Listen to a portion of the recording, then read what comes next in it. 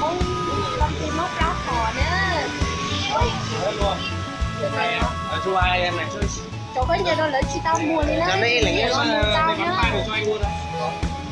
Thấy chọc lời đây nữa. Thấy sai đây chọc có gì sợ đời nữa. Ủa đây đây sai hả?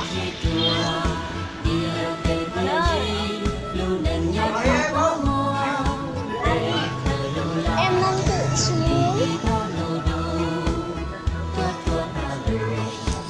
Hay chọc lời đi nói nè.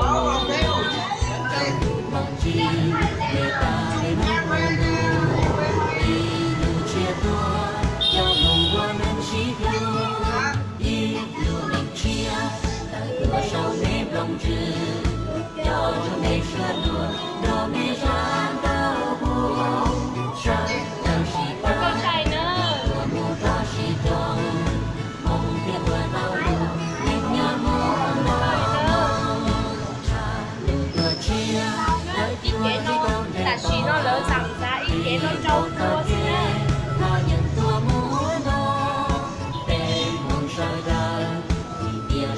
Tao không cho mẹ nói như thế. Tao mới đi vô đi nó lấy tự nhiên nó. Tao nó biết gì con nó. Chị ơi chị.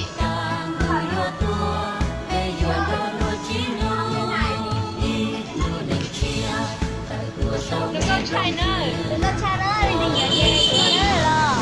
Thế nó cho nó lấy làm giá hàng cho buồn chi nó.